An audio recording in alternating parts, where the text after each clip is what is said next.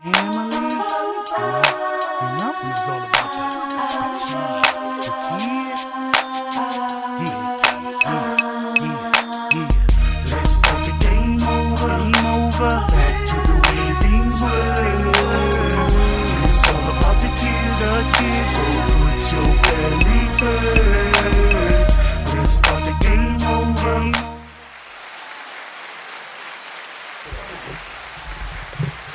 Good afternoon. Good afternoon. Good day. Welcome to Put Your Family First podcast. We're in the building, getting ready to have part 2 of dating in 2026. Last week, we talked about your mama and your daddy.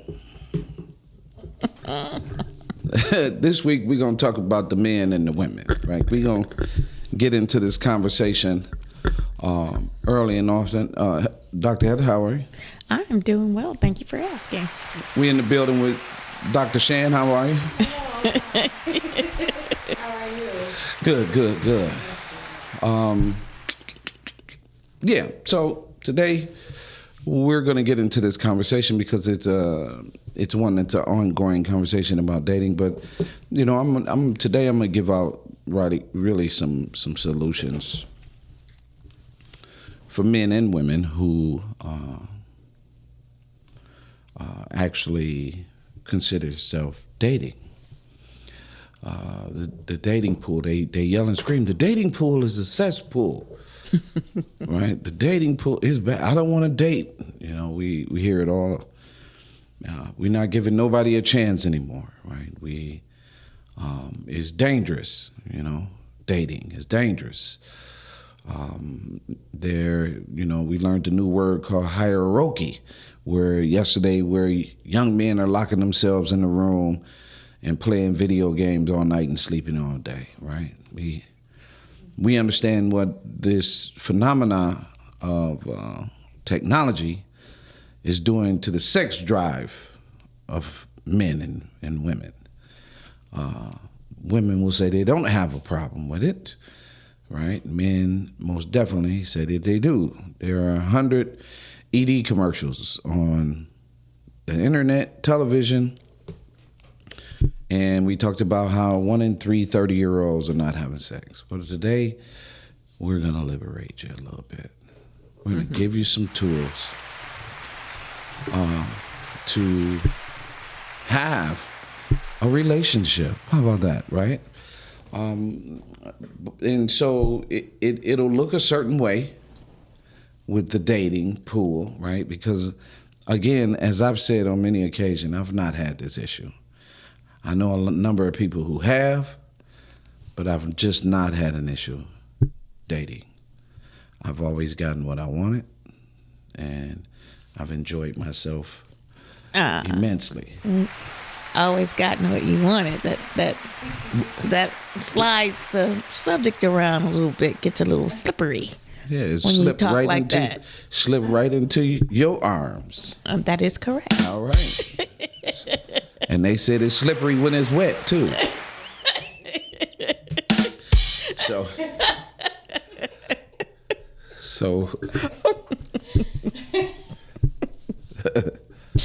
the edited version. This is live.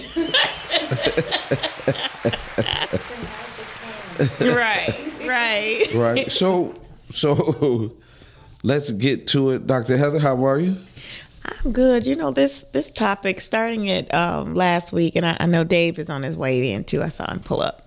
But it is worthy of a part 2 because the perspective that we took last week was really how it affects the single household. So how it affects the whole family and some of the things that our single parents in particular, the adjustments that have to be made. And so, as you mentioned this week, we're looking at it a little bit more closely. We're looking at some other types of trends, some stats around what that looks like, but also some conversation, because I really want this to, especially for those who are single, who are divorced, but who really are and have an interest in connecting with your mate. I am of the belief, and of course, I've talked to hundreds of women and men, that this formula works if you work it. And so one of the important pieces of this conversation that I continue to bring to the forefront is that we are co-creators with God, with the life and the lifestyle that we want, right? And God is always telling us and asking us, and we are always praying, and we are always bringing that reality to the forefront. But here's one of the pieces that I think many of us miss. And one of it is based on Habakkuk. I can't tell you the chapter off the top of my head, but it's the scripture that everybody is familiar with. Most people are familiar with, about write the vision and make it plain. But that's only the first part of it.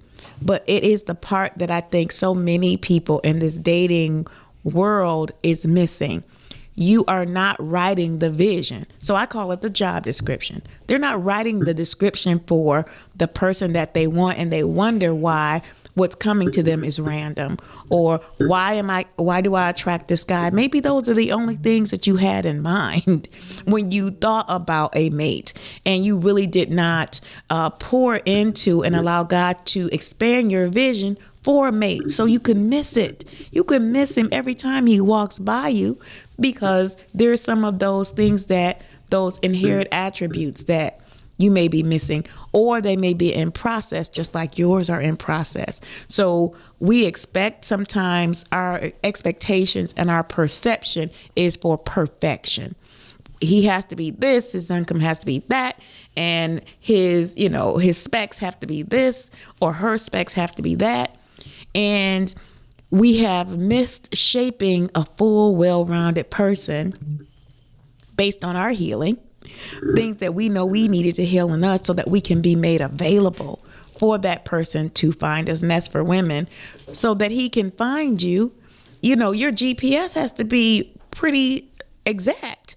So if you are looking for somebody that's kind and thoughtful, if you're not kind and thoughtful, the likelihood of you connecting with a kind and thoughtful person that you are not yourself is going to be very slim. And then because what you mean by kind and thoughtful even matters. And so, it's an important piece of this dating, this element of dating. And I'm saying that from my own experience and the formula that worked for me. And so I can tell you, and I mean, because I had been hurt and because I had been disappointed, I had to go back and rethink, who is it that I really want to be connected to as a mate? And it was some really interesting things that I put in there, but I shared that vision. I actually formed the man that I wanted to, with my words, with my intention, and what I was working on within me. That was what helped me to draw to me a man that is the man that I desired, the man that God desired for me, and one that I am growing with. I am not the same person that wrote that list, because I am growing with the man who actually had his own expectations of what he wanted in a mate, which is allowing me to grow in that space as well. And so I think is a part of this conversation that is sometimes left off, because we leave it to trial and error. And your vision for who you want and who you want in your life is not about trial and error. It is about visioning. And so, but it also is about doing your part. So the ways that we create is through the words, our thoughts, our words, and our actions. And so are those things supporting who you want and who you want to be? So we put it in order as words, deeds, and actions, how you want it. Brother Dave. Hey, Dave. So I know you said you wanted to tap back in on part 2 today. What was the driving focus for that? So I think that, as Heather was saying, write the vision, and she said that many people don't have a clear picture of what they're looking for. And that's interesting, because if you're fortunate enough to be in a relationship over 50 years, was a grand anniversary, right? That's 18,250 days. You should be very clear about what you want to make a vision with, have a vision of the person you want to be with. And that doesn't necessarily mean that it would be absolute, as she said, perfect, but at least you have a working foundation foundation to build upon. And I thought it was so important that we continue to drive this message home because, again, as we can look at the stats, the divorce rate is all-time high. You can go to an average church, and this is no disrespect to women, you can go to average church and probably 6-7% of them don't have a ring on their finger. And then you can see the fact you can go to the clubs, you can go anywhere you want, and women are coming in knee-deep 5 and 10. Something wrong with that picture. Yeah. No, I get it. Actually, to add to what Dave just said, divorce has been declining consistently since the 90 something, right? But the issue is what he's saying, and where I agree, is women initiate and have initiated more divorces. And it's always around that word, what we call feelings. Mm-hmm. Right? It's not practical, it's feelings. Mm-hmm. I feel like I should end this relationship. Mm-hmm. I feel like you don't make me happy. I feel like you're just not the one for me.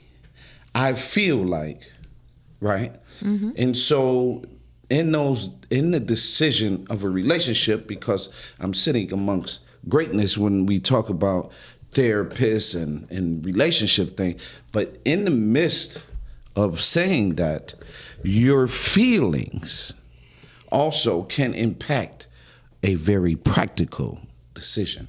Mm-hmm. So you have to be willing, as Heather say, put in the work, and Dave say, you got to be willing to put in the work. You can't get $1 out of 15 cents. You know what I mean? And that's just the way it is. For relationships, it's work, right? And so I'm gonna let Heather jump back in because today I'm gonna paint quite a few solutions because, like she said, if you don't write the list, it's that way for everything in your life. What do you have on that list? Not the one that's in your head.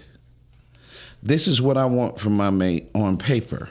If you don't have that list, just that in itself, right, you tricking yourself because that list is going to manifest. It activates, absolutely. It is most definitely going to manifest. So you have to really, really make sure that you do have a list. Like I have a list, right?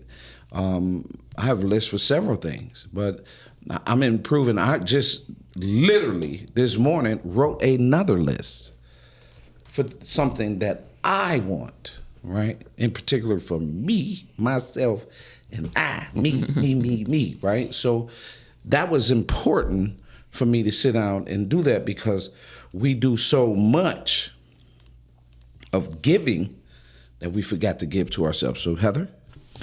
Thank you. So just to pull out a few of the things that we looked at around trends and dating and structure. So I wanted to look from a more emotional and safety lens as we continued this conversation. So one of the topics came up as nervous system compatibility. This is a top trend in prioritizing emotional safety or nervous system compatibility over intense chemistry.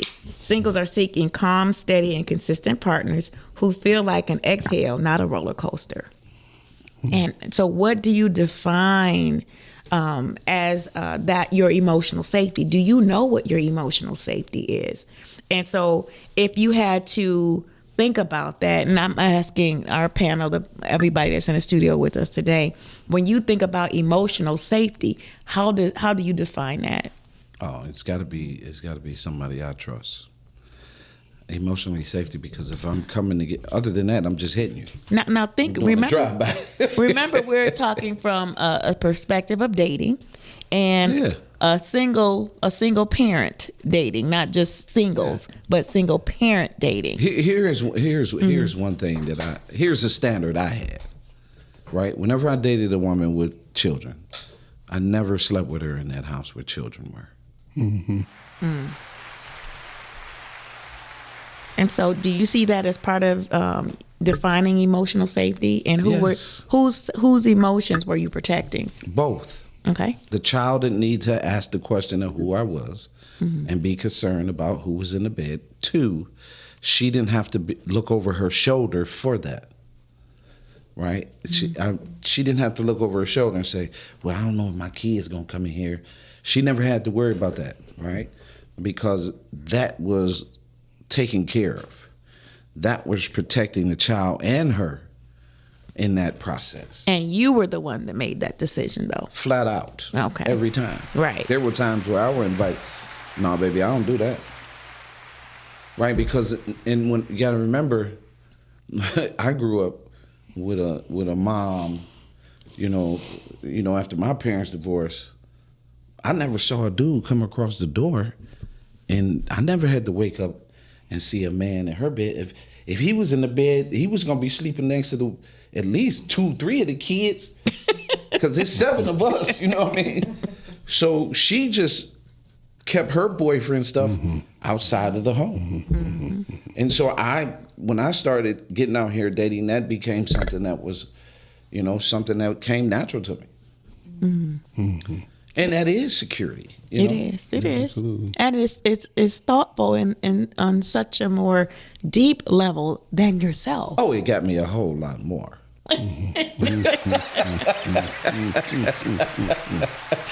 Dave, how about you? What were your thoughts on emotional safety, especially when they're with another parent? Well, I think what Calvin said is true, trust. But I'm at the nature, because we use that word a lot. And I've come to the point that I would say, what is reasonable trust? Because sometimes I can't trust myself. I've let myself down. I set goals. I go after objectives. Calvin was mentioning this. I was fairly young when I started dating. I mean, exceptionally young. And I had a moment like that. Now I had the right thought. I said, we need to lock the door. Well, I'm a young teenager, so, I'm like, hey, this is going to be. And most of the women I dated were older than me.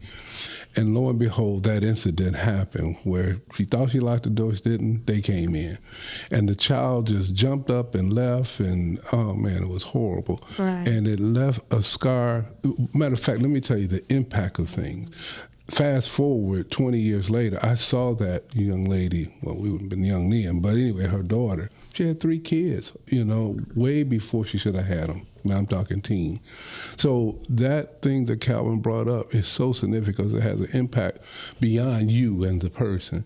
And I say reasonable because I've come to the point we have these absolute terms we use. Right. And sometimes it's unfair because life seems to bring all these unpredictables that change your absolute foundation. Right. So with effective communication, I need to be able to talk to you. And as we started this here conversation, can I talk to you about just about anything? Well, that's where the trust come in. Because if I can effectively talk to you, that means we just don't run our mouth, we listen. And we listen to understand one another. And we listen to try to break terms down. As I say, my mother had a philosophy, TVs don't be in the bedroom. That bedroom is for sleep and to do your thing. So, we should be able to be in that room and talk about this. Because if we can do that, we can do the checks and balances. So emotional safety for me is being able to effectively communicate and build the trust and keep it reasonable. Yeah. Yeah. Thank you. Chantel, you have any thoughts on emotional safety, dating? For me, I feel like it'll just be stability. I feel like when you create that soft environment, just with either financial stability or just showing up as far as that stability, home, car, things like that, I feel like that'll create that emotional stability that you're looking for. So I feel like it starts with that, like feeling like you can trust and can be open and vulnerable, and a person can show that by matching their actions with their words. So Very good. Yes. Yeah, Thank that you creates for that. safety. yeah, You see, that creates safety, and sometimes safety with can all be that emotional, because stability. all those things say you're protected, you're provided, and at the same time, what it does, it says to you, we're invested. You see what I'm saying? Yeah, I like the whole process of that, right?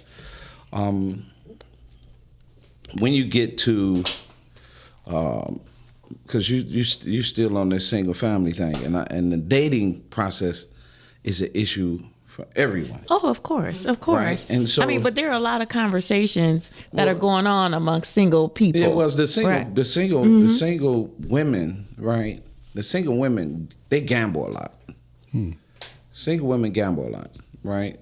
Meaning single women, meaning women without children. Is that what you mean? No, single women with children and these single parents, right? They gamble a lot, and they're in this position for a reason, and so gambling yourself is tough, right? And I may have been in a relationship for 5 years. We had all this stuff going on, so now I don't have that. That makes it a dangerous position, right? Because my decisions are going to be made, and it's a lot for men as well. My decisions are going to be made from my loins. This person fits. Can I really knock him off, right? And get him some and trust him, or we see these things at for me, it's an unsecure position, and that's another thing that you see in dating, right? Because we're so manipulated in dating, right? You're so manipulated in dating that the one guy that come along or the one girl that come along, the manipulation is still at the table because I have not did enough self-work. There you go. I have not applied that what my real standard is. The one thing I will tell women and men, and it's true, in particular women, if you're taking care of yourself as a woman, I guarantee you're going to have more options than you can imagine. A woman that really takes care of herself, spirit, mind, body, she's going to have options because she's done a lot of the self-work. A man who's done the same thing, he's going to have options. The thing is that when you take those options, you have to be willing to say, this is as far as this go. Dave said last week, there are a number of things in dating, right? But where is this going to go? Because he sets the tempo for where he wants to go, right? In dating, sure, we can go out and have some fun, right? Today, we ain't got to worry about who want the booty. The booty is up day one. The male or the woman, she's making that decision just as well. Oh, yeah, I'm making sure he get it today, right? But that is where you become flawed in your relationship and your decision making. Because as soon as you make that decision and the person that you're making that decision with, and you have a crowd around your other decisions, right? Men have been over-raised in sensitivity and emotion. We all saw the guy get out the car because it's on a video that a guy checked out his lady leaving the spot. She got out and shot, and he shot and killed. That type of emotion is being raised consistently. We've seen where you can't say no to a boy. You can say no to a man, but you can't say no to a boy. And this is why you have to have a certain conversation in relationships for that security. Because no matter what the package is, you need to listen to what they're saying. And Dave made that clear last week. So let me just take a moment and acknowledge Mark. Hi, Mark. Thanks for joining us today. Mark said he definitely has a list and he gets criticized for it. Yeah, it's okay. Right. So, Mark, as you think about your list, consider if your list is growing with you. Is it growing within those spaces that you're healing and that you're learning? And are you changing it or modifying that list, adding to it in a way that still shapes the mate or the person that you want to share time with, share your life with, but also is it reflective of who you are? And so be mindful that sometimes the criticism may come from the people who don't see you lining up with what you're asking for. And so that's just food for thought. I want to also share that something that Calvin, you said, the desire to be connected and intimate with somebody is natural. You're supposed to have that. That is the nature of a man and a woman. It is the nature of us as human beings to have the desire to come together, congregate, to come together and procreate. That is our nature. And so asking you to quench that is not what the issue is. The issue is asking you to set boundaries and expectations that align with that desire. And so it's just not desire. What we're seeing, I think, more is people who are drawn to just the desire, and they miss the congregating part. They miss the belonging, and we're building not just ourselves, our families, our legacy. Like we're building whenever we come together with somebody, and we have the potential to destroy when we come together. So there are consequences to your choices. And you talked about the difference between a boy being able to not accept no and a man can. Yeah. But it is part of what we're building and cultivating. We have to be mindful that,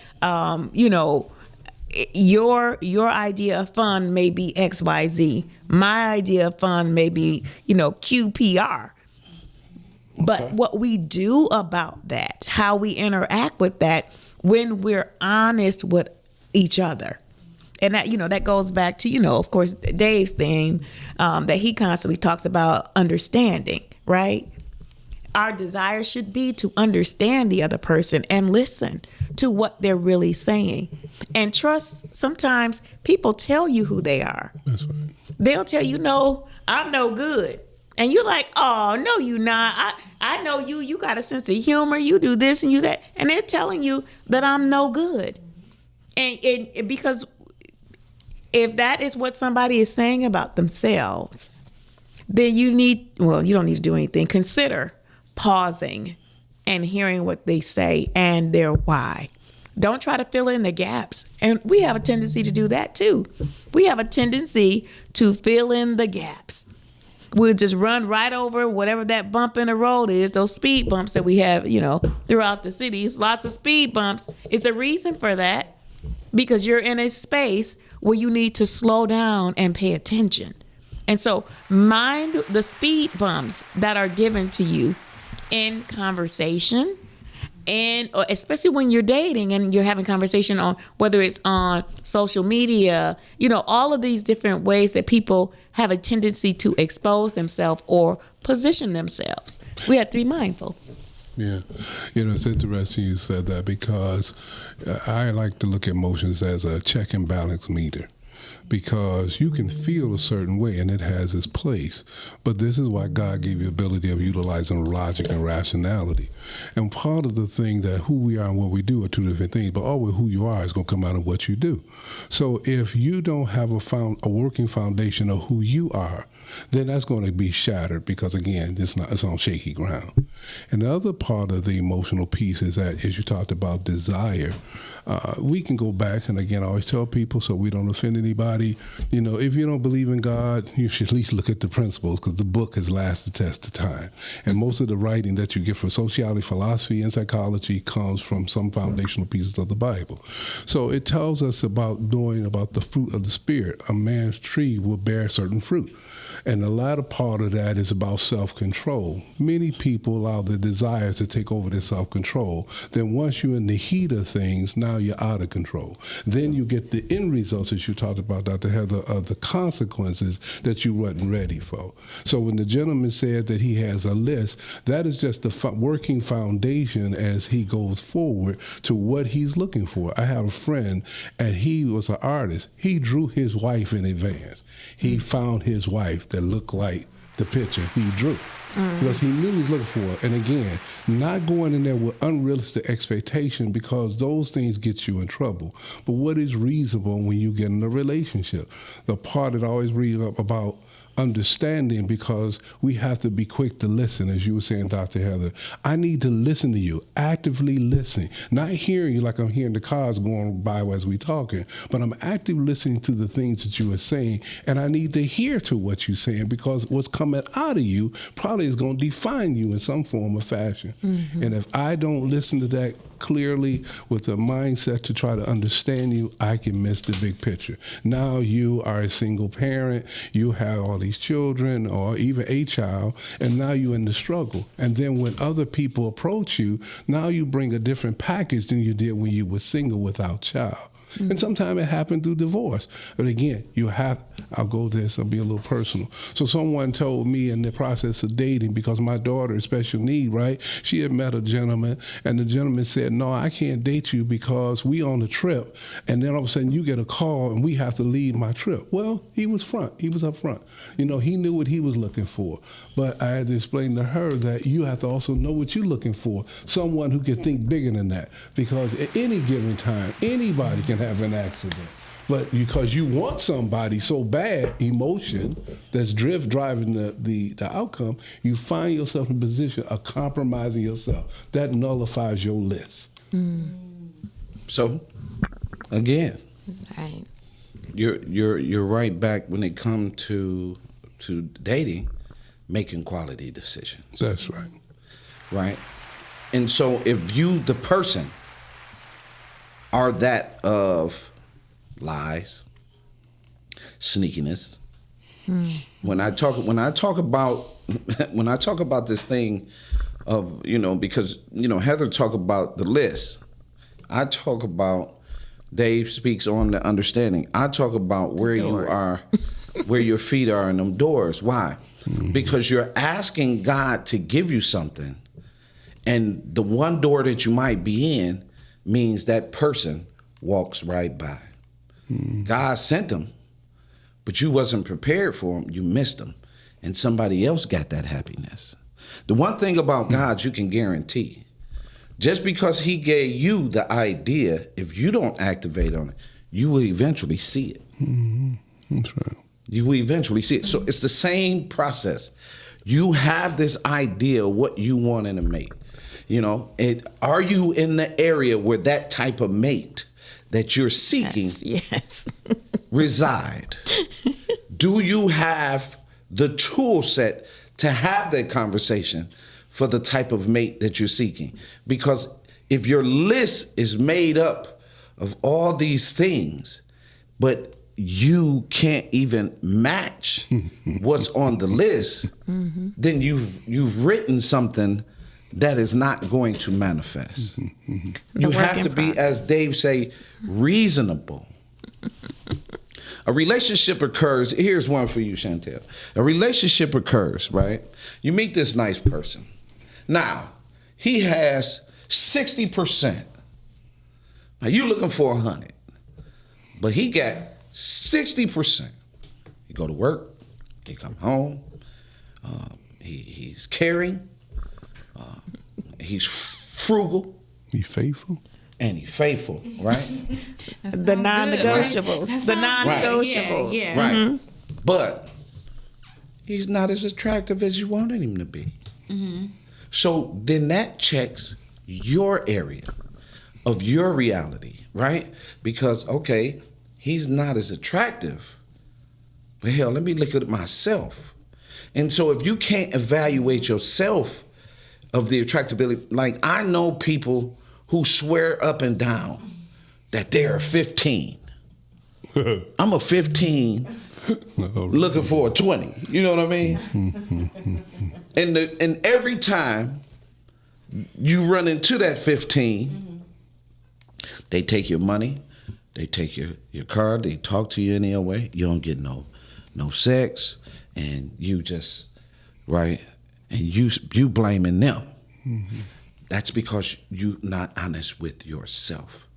You are only going to draw what it is for your level, and that it matches the information that's on the paper. And I like the fact that even, let's say you looking for that 15, wow, that's a big number, you know. So you're looking for that 15, right? And that's all well and good. Again, that's the, I'm going to use this word loosely, the fantasy part of our thinking. Right. Mm-hmm. But if the individual comes up and he has the potential to be a 15, can you see potential in this person? See, I think about myself when I was younger. I mean, I couldn't rub two nickels together, but I had the potential because I was a hard-working person. Right. I don't know too many days in my life I haven't worked 7 days a week. Right. So I was that guy. But I didn't just work hard. I gave. No. So I didn't just gather to have my own harvest. I shared my harvest. Right. But I found, and somebody said something about when you meet somebody, you shouldn't, you know, they said, well, I'm not a good man. You need to pay attention. So it got so bad for me that I would go, you know what, I'm not marrying material. And they would go, what? You know, because they know that. I said, no, because it seemed like once I move into that emotional state of I'm dropping all my guards, that's when now they want to roll over me like a dozer. They want to walk over me. Is it something, so this the part you take my heart and walk your feet on? Mm-hmm. It gets to that. And you say, no, what's wrong with this picture? Now, Brother Smooth over here. Now, he can be the guy, he not working. He want to hang in your basement. He want to borrow your car. He want to do all those things that's about him. And then he said, now, he got a standard. He going to tell you what to do, quote, unquote, control. But you follow suit. So that says about, whether it's the other way around, that says about you don't have a strong foundation of who you are.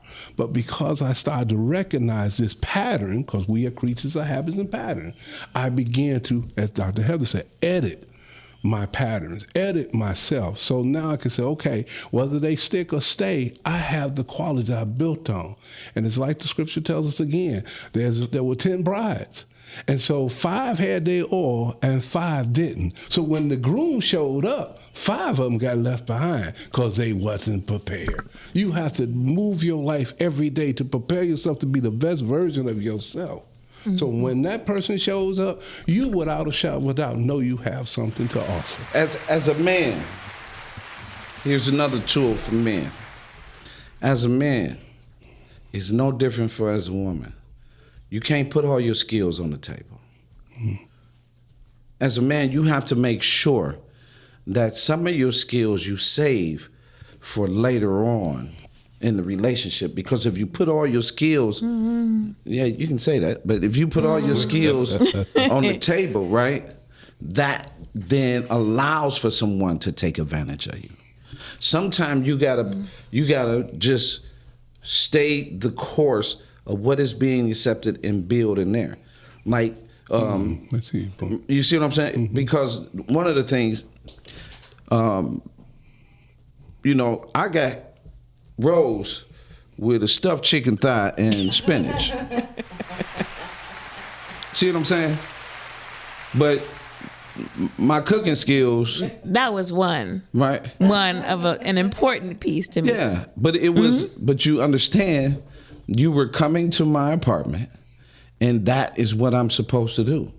But I don't reveal all the other skill that I have until we are in a committed relationships where that is important to share.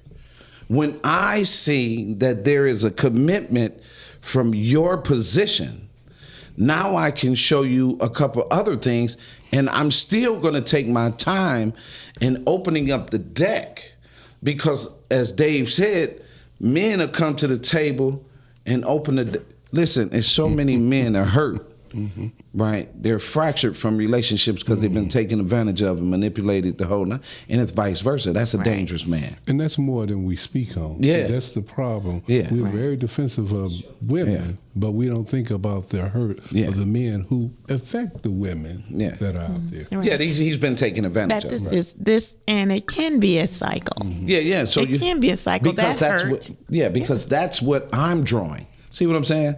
See, I'm the person that's getting hurt. I'm drawing. I'm putting too much. I'm not watering the seeds that's on the table. I'm drowning them.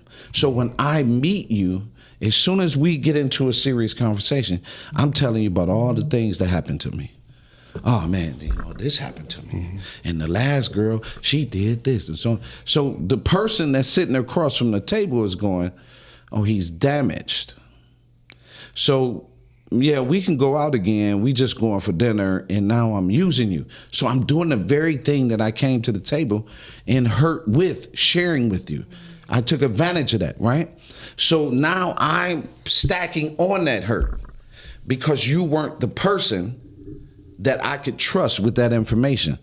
You cannot give too much information early on in relationships, in my opinion. Okay. Right? You cannot give all the information day 1, day 30, day 45. There are too many parts to a person that you have to wait, gauge, and realize, is this person worthy, trustworthy enough for me to share this story? Right? Because that's an important piece to the dating as well. I can't give you everything. What I'm saying is I'm going to deliver this at a time where it fits. And I'm cold like that. So, I mean, and I hear everything that you're saying, and I also hear the reason behind it. I just want to make sure that it's clear that the perspective is clear enough, because people do tend to pull things off the table that need to be present. And I think the best tool for doing that is listening. Yeah, and that's where the effective communication come in. But here to add to Calvin's point, when he said hold back, I'll give you a fast example. So I applied for a job that really was both, I don't like this because this makes me sound like I'm a little vain, but it really was below my educational level. And when I didn't understand this, so I applied for the job, and they saw all my degrees. And the job, the job was to be what do you call it, read the meters, you go and read a meter. Back in the day, I don't know if they still do that. Meter read. Yeah, there you go. And so I didn't get the job. And I'm like, what? So fortunate enough, the vice president of human resources contacted me and brought me in. And it was a brother, smooth as he could be. And he sat down, we talked, and then he came back to me, he said, you should have never put all that information on there. He said, because you look overqualified, and therefore they're like you would stay. So they didn't hire you. And you pose a threat to the person who was doing the interview. So what you do is that you give it on a need to know basis. If they come in and you say, you have a bachelor's, that's all they ask for, then let them know. But you don't double down to, well, I got 2 masters, and he ain't said, what he want this for? It's the same relationship. You bring too much to the table too soon, because people are not where they need to be. They may not understand that in the fullness, and they lose sight of the big picture of the value of you. Dave, you just hit it right on the nail. That's exactly the problem with a lot of things, right? You come to the table overqualified for what my vision perceives. And so when you start talking, automatically there's a rejection button in the back of my mind. Oh, he think he's so and so and so, because you're not prepared for that person. So the job description that you put out, as Heather called it, a job description, but a relationship model. As I said on several cases, you and I have had this conversation, that there is not a person that it can't be achieved. The thing is, it's not your person. See, you can get this person, you can get this person, but that skill set might be too high for that person. So this is just a quickie. Well, this is just that side piece, right? Whatever the case may be, that skill set, it's only for the person that can handle what you present and what is on that paper. That's why it's so important. When I say to women, you can get a woman, you can get a man, right? But the problem is, it's not for you to be getting. It's for you to be prepared to receive what it is that's supposed to be getting. You to find a wife, find a good thing. It is not for you. And too many times You hear women talking, it's so reverse. They talking, why? You see it all the time. I get to choose, I choose him. No, you choose him once the cards is laid out, and you choose in the commitment. You don't choose in the dating process. You choose in the commitment. Do I want to be with this person? Yes. I'm like, well, will you be my woman? Yes, that's at the commitment level. But we keep making the decision that I'm choosing him, and that works in the wrong way, because no man is going to function properly with a woman in front of him, and no man is going to function properly with a woman behind him. She must be by his side, so the decisions that are made for a quality relationship came from listening, understanding, job description, loyalty, care for self, God. These things is what manifests the very thing that you want. The one thing that I said in my wants was I wanted a praying woman. Women don't understand the power of this. And so I'm sharing this jewel for everyone to listen. If you got a man in your life as a woman, your job is to protect him just as his job is to protect you. If you do not take this man's hand and pray for him, you could lose him. And the reason why you could lose him is because the protection is one-sided. You're not protecting him when he walks out the door with your prayer and your understanding. You're just expecting him to come home. The prayer is going to bring him home. The reason why you take his hand and pray for him is because some days be so heavy for us that we just can't even mumble a prayer. And so you got to be able to recognize, I can take the wheel at this time. This is why my co-pilot workshop is so hot, is because you don't understand the role, essentially, because you keep wanting to be in front of him and think it's about him, and you're missing what God has for you.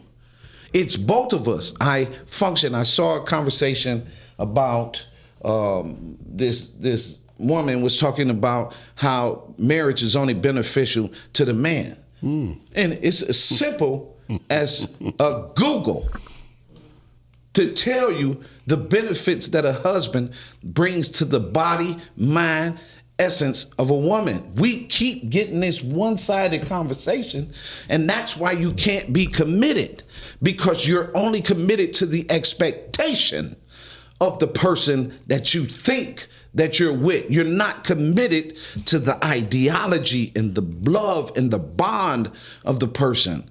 And so I'll say this, and I'll transfer it back to Dr. Heather. The truth of the matter is, y'all got to stop trying to be the man and be with a man. Okay. Thanks, Ginger. Thanks for listening. Thanks, Todd, for showing up. So I just want to just share a little bit more information. The rise of the low-key lover. It says about 35% of singles are actively seeking low-key lovers, people who are calm, consistent, and drama-free, reducing the need for constant dating management. And then self-love as a foundation. Single parents are focusing on personal growth and establishing a full life rather than looking for a partner to complete them, which reduces the emotional stakes of early dating. And so these things really just complement our whole discussion that we've been sharing so far. I think it's important, Calvin, you said a lot of really good, insightful ideas for people to process. I think the other part of you talk about the foot in other doors and how that actually plays out. You talked about it in two terms. One term was that you are physically involved with multiple people, and that's one of the ways that we miss the person who is right for you. The other one is that your foundational thinking, you talked about prayer being one of those ways that protects a man at various levels of relationships. But it can also, if he is not prepared, and this is for men and for women, if they are not prepared, this allows you to see where they are spiritually.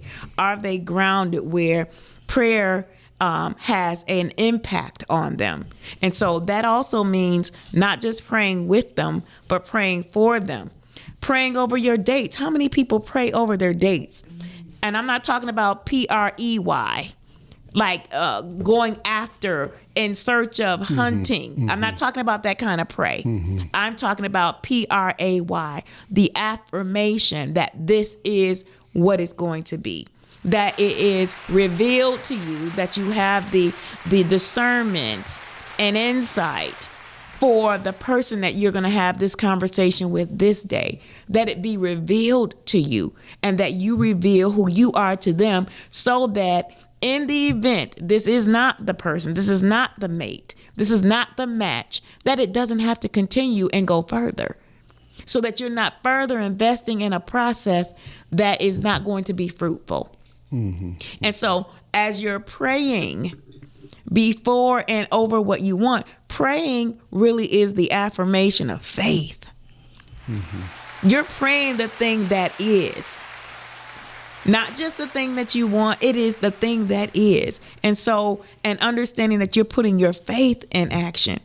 But what is behind that faith? And I think that's also part of the conversation that you were having. Again,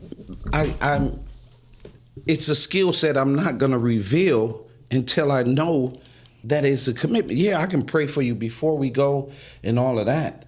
But before I take this man's hand, or, take this woman, I got to presume that there's a sense of commitment. The process that we're missing continuously behind these, this is your favorite word, behind these masks, right? The process that we're missing is the authentic behavior.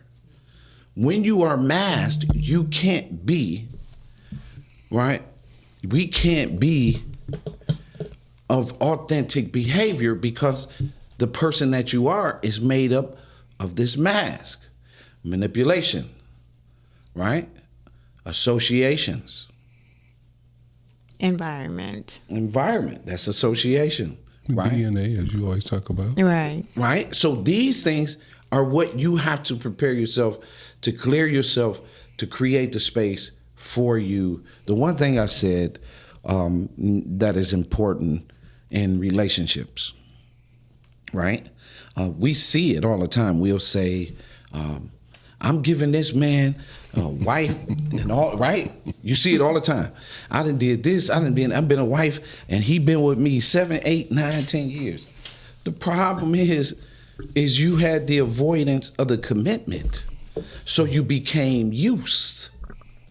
See, you fall into the use category. And then he left, and 6 months later, he walking down the aisle with somebody who held the very standard that you refuse to hold. So commitment is where some of your skills can be revealed. What does a commitment look like? A commitment looks like, will you be my woman? You say yes. Then you ask, what does this mean? This means that we're moving toward a more serious relationship. Okay, so in this serious relationship, because women got more questions than the Bible. So we know y'all can ask 100 questions, right? I know I can. Yes, you can. So you have to, this is how you are moving the relationship toward more commitment and understanding. Dating is the first step. Then, okay, we've been dating now for 6 months. Are we getting serious? Where are we gonna go? As soon as you hear, well, I don't think I'm ready yet, leave that person right there. You gotta keep dating, because the process for a commitment, if you did 6 months with me, you've been with me 6 months, you deserve a shot at a commitment. That's the least I could do. I've been with you 6 months. Now I give you a year. I deserve a commitment, not this half-ass. I'm going out of town with my girls, I'm going out of town. Me and my boys taking a boys trip. Okay, what does that look like? So you going out of town? You just still date me? Ain't no commitment. You can get all the bloomer putting you on, cause we just what? We've been dating for a year. That's the manipulation that we participate in, men and women. We all play this game. That's what I'm saying. Pull your feet out them doors. Improve yourself. Prepare yourself for what God wants to give you. He wants you to have a healthy mate, right? That's men and women. But again, like I said, the process is sometimes y'all don't recognize that y'all talking to a boy. You talking to your own son. You out there dating a man, he 45 years old, and he talking about going to play PlayStation or whatever. He this all this other stuff, and you dating your son. You see? And vice versa. You out here talking about she out here with, I got to get this, and, I'm on my thought, and, I'm coming out of my bag. Leave her ass and leave them where they at. Because you can't get, in my opinion, this is just my opinion, I'm kind of good at this. This is something that I've done before, right? That if you want to be married and you want a healthy relationship, it is at the commitment level that you reveal certain skills. Stop giving people marital game. You giving them everything. He got marital, she got married. We in the house together. We stop doing that. If we living together a year from now, we better be getting married. I can't give you 2 years, right? You gotta be moving towards something, because the spirit of coming together as one is really gonna start happening anyway. And really making sure that your actual desire and that relationship is for friendship, is for dating with intention. Yes. Dating with intention. And just, I think those things are not always made clear. So I just want to share just a couple of these stats. I know we're running out of time here. Yeah, she about to put you out. Yeah. So it says 25 to 30% fewer matches for single parents.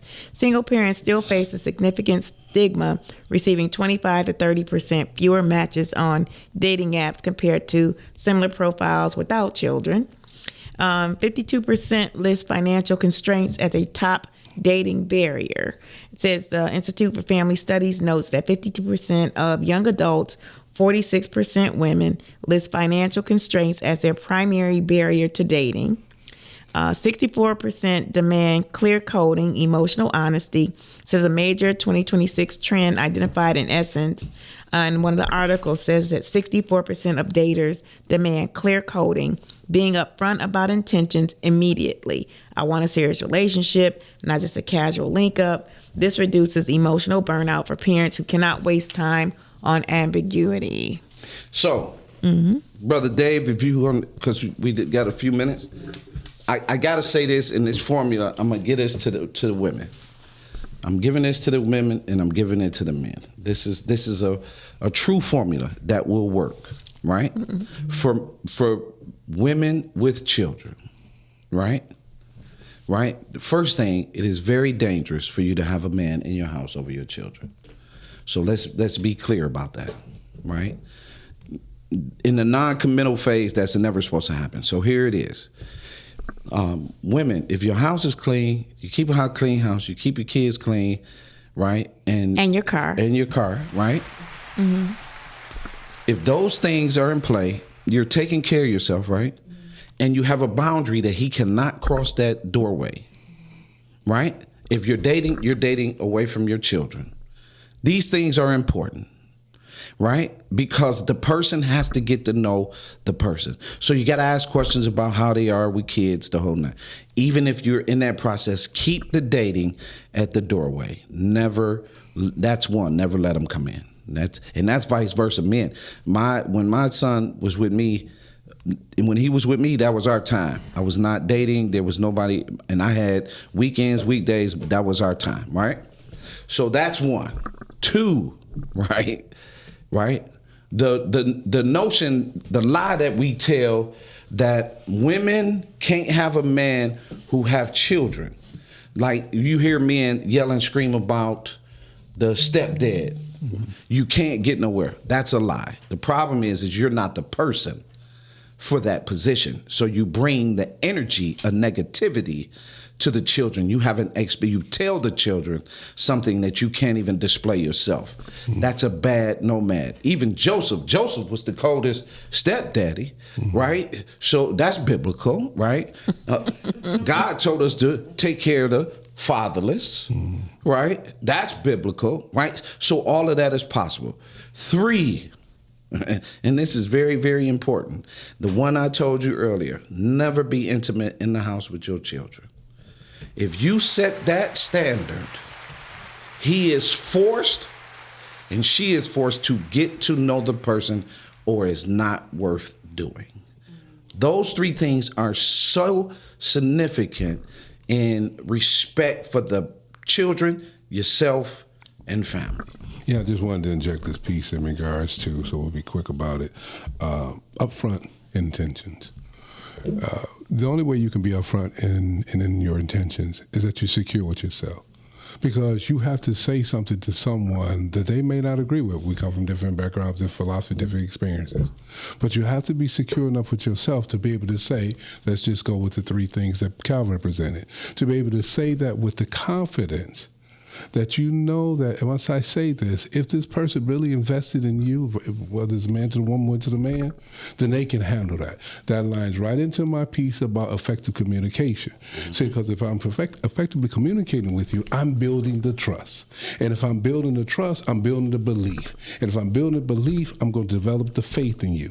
And so if I develop the faith in you, I want to be with you. Booyah. Nice. Dave, tell them where they can reach you at. You can reach me at FMAM for me and about me on Facebook, and you can reach me at dron7@yahoo.com. Dr. Heather? You can reach me at You're Inspired with a D, yourinspiredjourney.com. You can reach me by phone at 313-759-7855.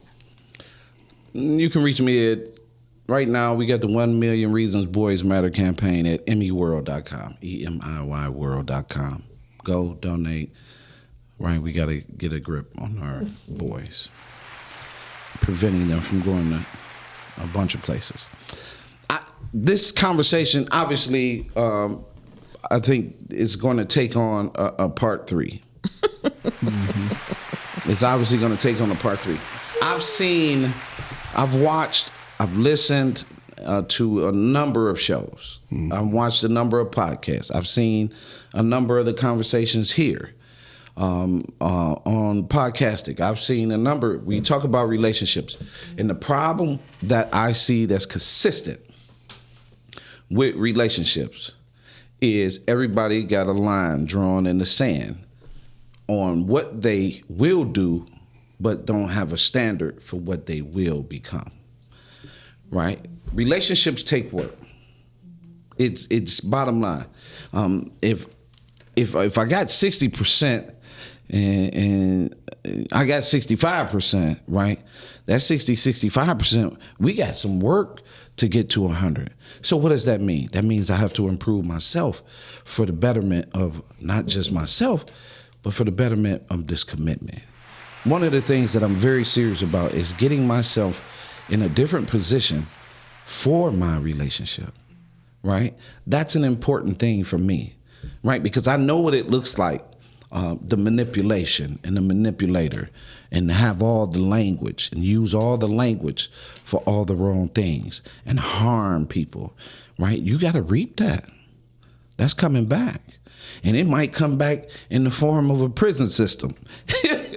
You know what I mean? It might come back in the form of a prison system. It might come back in the form of being shot at. It might come back in the form, right? Whatever it is, if it's good, it might come back in the form of a husband. It might come back in the form of a wife. Being consistent with yourself is the most important ingredient to us becoming together. That is an important piece. And that is something that you have to strive for in a relationship. Remember, it is at the commitment where you reveal some better skills. You don't come to the table and throw all the cards on the table. If it's poker, you done. And as we saw today, if you holding all the cards, you a loser. Peace.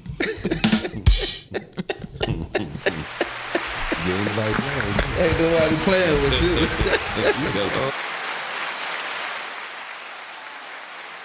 You know, it's all about that.